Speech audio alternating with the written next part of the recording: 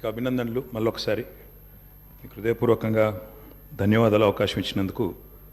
అధ్యక్ష, గవర్నర్ ప్రసంగంలో ఒక మాట అన్నారు, మేము నిర్మాణాత్మకమైన సూచనలకు బేసిజాలు లేకుండా స్వీకరిస్తాము, మా ప్రభుత్వం సాకల్యంగా అన్ని చర్చించడానికి సిద్ధంగా ఉందన్నారు. అధ్యక్ష, మరి ఈ హౌస్లో అధికార పక్షం, ఇక్కడ ప్రధాన ప్రతిపక్షంగా ఉన్నాం, తప్పకుండా ముగ్గురు నలుగురికి అవకాశం ఇవ్వాలని ముందుగా నేను కోరుతా ఉన్నాను. మా తలసాని శ్రీనివాస్ యాదవ్ గారు రెడీగా ఉన్నారు, పల్లా రాజేశ్వర రెడ్డి గారు రెడీగా ఉన్నారు, ఇంకా చాలా సభ్యులు రెడీగా ఉన్నారు.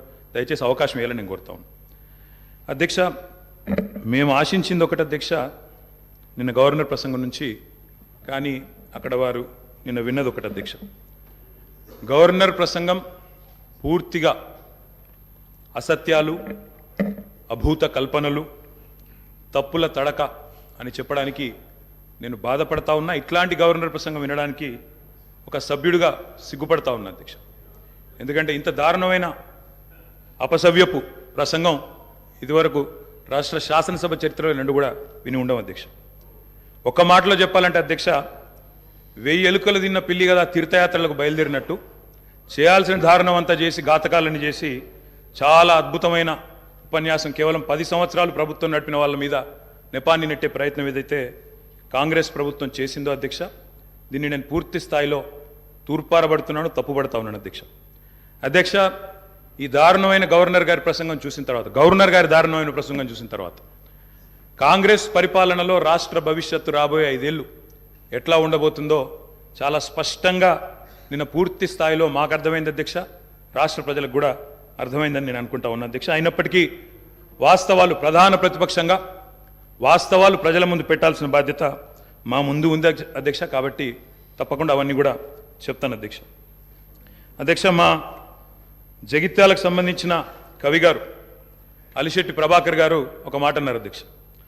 ఒక నక్క, ఇది ఆయన కవితను కోట్ చేస్తున్నాను అధ్యక్ష, ఒక నక్క ప్రమాణ స్వీకారం చేసిందట ఇంకెవరిని మోసగించనండి, ఒక పులి పశ్చాత్తాపం ప్రకటించిందట తోటి జంతువుల్ని సంహరించినందుకు. అట్లా ఉంది అధ్యక్ష. ఒక మాటలో చెప్పాలంటే ఈ గవర్నర్ గారి ప్రసంగం అదే రకంగా అనిపించింది తప్ప అందులో అసత్యాలు, సత్యదూరమైన మాటలు తప్ప వాస్తవాలు మాత్రం ఒక్కటి కూడా లేదు అధ్యక్ష. అధ్యక్ష, నిన్న చాలాసార్లు ప్రస్తావన చేసినారు గత ప్రభుత్వం అంటూ. అక్కడున్నా, అక్కడ ఉన్నా, ఇక్కడ ఉన్నా, ఎక్కడ ఉన్నా అధ్యక్ష మేము ప్రజాపక్షమే. తప్పకుండా తెలంగాణకు ఎన్నటికీ స్వపక్షమే, కాంగ్రెస్ ప్రభుత్వానికి ఎన్నటికైనా విపక్షమే అధ్యక్ష. తప్పకుండా ప్రజల తరపున గొంతు విప్పుతాం. అందుకే గతంలోని వారి పరిపాలన ఎట్లా ఉందో ఒక్కసారి తప్పకుండా అద్దం చూపెట్టవలసిన బాధ్యత ప్రధాన ప్రతిపక్షంగా మా మీదనే ఉంది అధ్యక్ష. అధ్యక్ష, ఎట్లుండే అధ్యక్ష 2014 ముందు తెలంగాణ ఘనత వహించిన వీరి ప్రభుత్వంలో ఎట్లుండే అధ్యక్ష? పడావుబడ్డ భూములు, పాడుబడ్డ ఇండ్లు, ఆకలి కేకలు, ఆత్మహత్యలు. అధ్యక్ష, మైక్ ఇవ్వండి అధ్యక్ష, మైక్ ఇవ్వండి అధ్యక్ష, మైక్ ఇవ్వండి. పడావుబడ్డ భూములు అధ్యక్ష, అందుకే కదా తెలంగాణ తెచ్చుకున్నది. తెలంగాణ ఉమ్మడి రాష్ట్రంలో నిర్లక్ష్యమైందనే కదా అధ్యక్ష, ఉమ్మడి రాష్ట్రంలో నిర్లక్ష్యమైంది, మన పట్ల వివక్ష ఉందనే తెలంగాణ తెచ్చుకున్నాం. తెలంగాణ వచ్చిన తర్వాత జరిగిన ప్రభుత్వ కార్యక్రమాల గురించి మాట్లాడుకుందాం. గతం గురించి, గత ఉమ్మడి రాష్ట్రంలో జరిగిన అన్యాయం జరిగిందనే కదా మేము కొట్లాడింది, అందరం కొట్లాడింది. అందుకే కదా ఇవాళ మన దాని గురించి ఎందుకు ఇవాళ మాట్లాడితే తెలంగాణ రాష్ట్రంలో తెలంగాణ ప్రభుత్వం ఏం చేసిందో మాట్లాడదాము. తెలంగాణ ప్రభుత్వం ఏం జరిగిందో, పైన పటారం, లోన లోటారం, ఊపర్ శర్వాణి, అందరు పరిశాని తప్ప ఏం కనబడుతున్నాయి అధ్యక్ష. అనేక సందర్భాలు మా దగ్గర ఉన్నాయి, మొత్తం ప్రభుత్వం ఏమేం చేసిందో చెప్పడానికి కూడా. కానీ గౌరవ ప్రతిపక్ష సభ్యులుగా మాట్లాడాలి. కానీ 50 సంవత్సరాల కింది చరిత్ర, మా తాత మీ చాలా నిమ్మకాయలు పెడితే నడవదు సార్. ఇప్పుడు తెలంగాణ వచ్చిన ఇంకేం జరిగింది చెప్పమనండి అధ్యక్ష. అధ్యక్ష, వారు మొదటిసారి ప్రభాకర్ అన్న మొదటిసారి శాసనసభకు వచ్చినారు, మొదటిసారి మంత్రి అయినారు అధ్యక్ష. కాబట్టి కొద్దిగా తొందరపడుతున్నారు. తొందరపడకండి అధ్యక్ష, చరిత్ర చాలా ఉంది. తప్పకుండా మా తాతలు నేతులు దాగినరు, మా మూతుల వాసన చూడండి అంటే కుదరదు. కేవలం క్రెడిట్ మాత్రమే మేము తీసుకుంటాం. మేము నాగార్జున సాగర్ కట్టినాం, శ్రీశైలం కట్టినాం, కానీ మొత్తం మిగతాయి మాత్రం అన్యాయం అంతా వేరే ఖాతాలో దోస్తామంటే కుదరదు అధ్యక్ష. బరాబర్ చెప్తాం, ప్రధాన ప్రతిపక్షంగా ప్రజల తరపున బరాబర్ లెక్కలు చెప్తాం. బరాబర్ కాంగ్రెస్ పార్టీ యొక్క ఏమేమి దురాగతాలు ఉన్నాయో అవన్నీ చెప్పవలసిన బాధ్యత మా మీద ఉన్నది. బరాబర్ చెప్తామని చెప్పి కూడా నేను తెలియజేస్తా ఉన్నా అధ్యక్ష. అధ్యక్ష, పడావుబడ్డ భూములు, పాడుబడ్డ ఇండ్లు, ఆకలి కేకలు, ఆత్మహత్యలు, వలసలు, కరువులు, కర్ఫ్యూలు, ఎన్కౌంటర్లు, కరెంటు కోతలు, కటిక చీకెట్లు, నెర్రెలు బారిన నేలలు, నెత్తురు గారిన నేలలు. ఇదే కదా ఆనాటి మీ గొప్ప ఘనత వహించిన ప్రభుత్వంలో ఆనాడు మీరు చూపెట్టిన అద్భుతాలు ఇవే కదా అధ్యక్ష. ఒక్క మాటలో చెప్పాలంటే అధ్యక్ష, వీళ్ళ పాలనలో తాగునీటికి దిక్కు లేదు, సాగునీటికి దిక్కు లేదు, కరెంట్ అనేది అడ్రస్సే లేదు. ఇక ఇది వీళ్ళ పాలన అధ్యక్ష. 50 ఏళ్ళు పరిపాలించి అధ్యక్ష, ఇక్కడ కూర్చున్న సభ్యులు ఆలోచన చేయాలి అధ్యక్ష. రాజగోపాల్ రెడ్డి గారు చేస్తున్నారు. నల్లగొండలో ఫ్లోరోసిస్ తప్ప ఏమిచ్చింది అధ్యక్ష వీళ్ళు? నల్లగొండలో ఫ్లోరోసిస్ తో 1,50,000 మంది నడుములు వంగరబోతుంటే మునుగోడు నియోజకవర్గంలో ఒక్కసారి నాకు ఒక కాంగ్రెస్ సభ్యుడు మాట్లాడిండు అధ్యక్ష. అధ్యక్ష అధ్యక్ష సబ్జెక్టే మాట్లాడుతున్న అధ్యక్ష. తర్వాత సభ్యుడికి ఇష్టం వచ్చినంత టైం ఇవ్వండి, మాట్లాడినివ్వండి, మాకు అభ్యంతరం. I'm not yielding sir, I'm not yielding.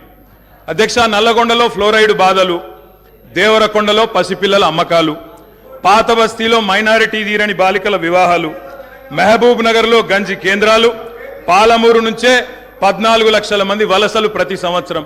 అధ్యక్ష, ముఖ్యమంత్రి రేవంత్ రెడ్డి గారి సొంత నియోజకవర్గం కొడంగల్లో ప్రతిరోజు 2 బస్సులు అధ్యక్ష బొంబాయికి పోయేది. కొడంగల్లో, నారాయణపేటలో, మక్తల్లో ప్రతిరోజులు 2 బస్సులు.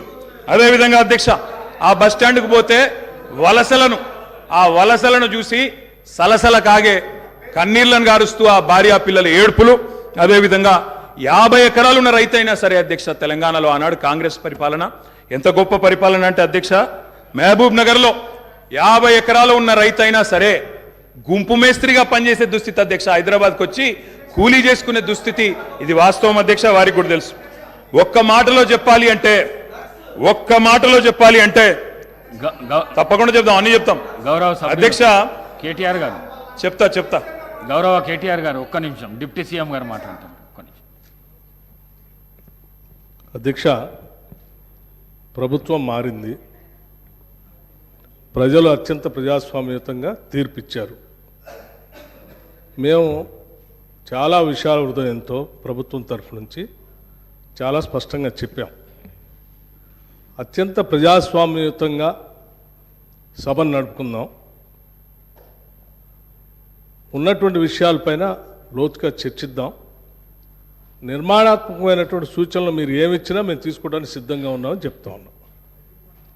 మొట్టమొదటి సమావేశం, మొట్టమొదటి రోజు వారు గవర్నర్ ప్రసంగం మీద ధన్యవాదాలు చెప్పే తీర్మానంలో కొంత పెద్ద మనసుతో ఈ ప్రభుత్వం చెప్పినటువంటి మాటలను స్వాగతిస్తున్నామనో, లేకపోతే అదే రీతిలో మనం ముందుకు పోదామనో అలా చెప్పుకుంటూ సభ నడిపించడం కోసం ప్రయత్నం చేయాలి. కానీ మొదలు పెట్టడమే వారు అసలు ఒక దాడి మొదలుపెట్టినట్టు మొదలు పెడితే ప్రభుత్వానికి తప్పనిసరి పరిస్థితుల్లో మీకు మేము అనుకున్నటువంటి ప్రజాస్వామ్యయుత సభ నడిపేదానికంటే మీకు సమాధానం చెప్పే కార్యక్రమంలో ఆ స్ఫూర్తి కూడా దెబ్బతినేటట్టుగా వారు మాట్లాడుతున్నారు. అది కరెక్ట్ కాదు.